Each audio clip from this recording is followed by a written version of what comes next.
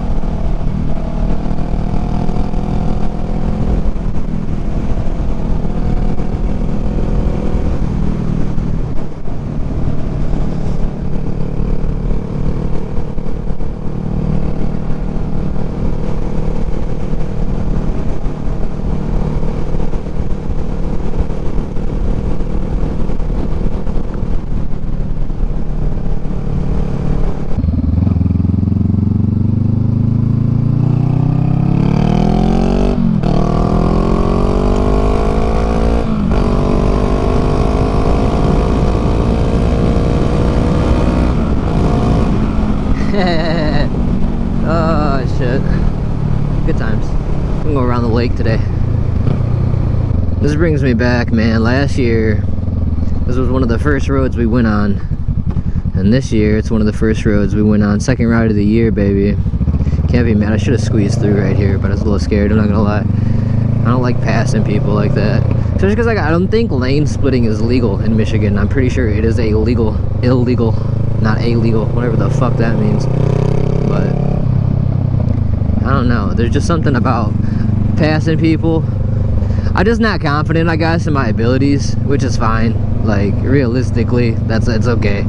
We're not fucking professional. We don't ride every day of our lives. We don't have to be stupid because other people on YouTube do stupid shit, or like, you know, we've seen other people do stupid shit.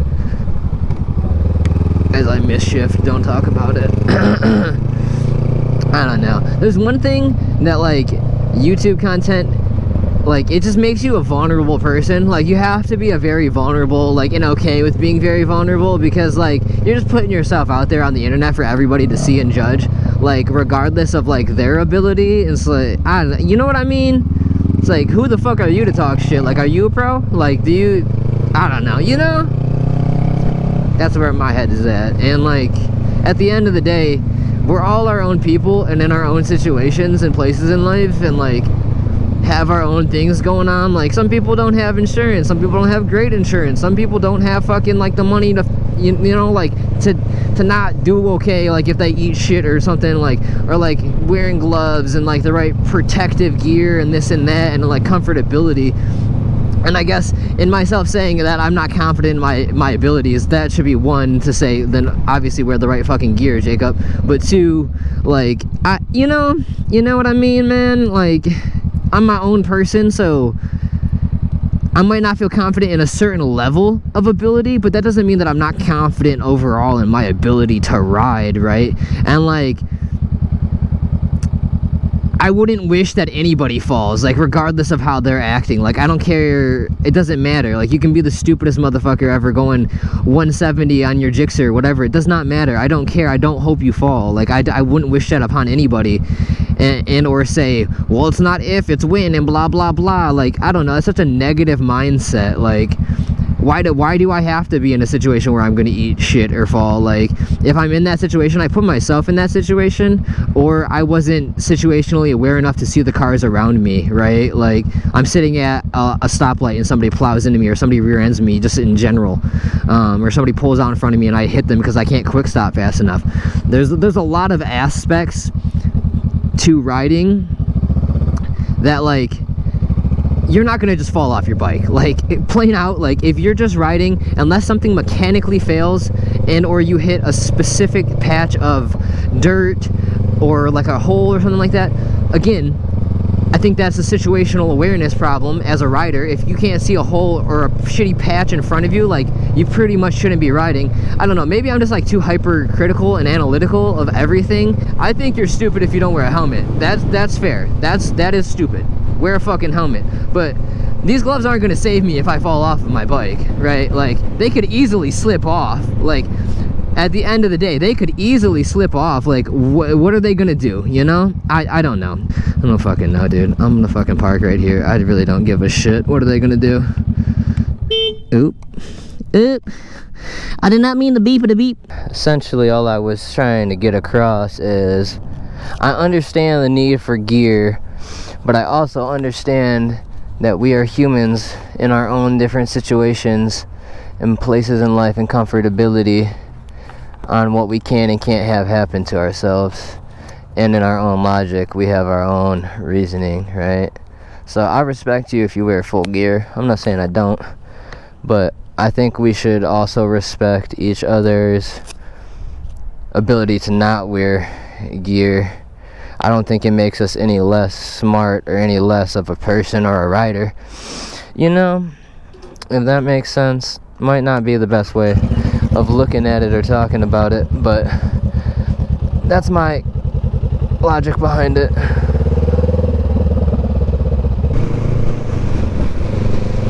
Nice bike. Honestly, I think 500 cc's is like the perfect little cruiser bike, man. It's so perfect for just driving around the city. Like, that's all I'm using it for, is getting from A to B, driving around the city. It's not a touring bike. I'm not fucking going long distance. I do some long distance drives. I think the longest ride I did was an hour and a half. And honestly, it wasn't even that bad. I think it sucked because I did it in like the end of October, so it was pretty cold.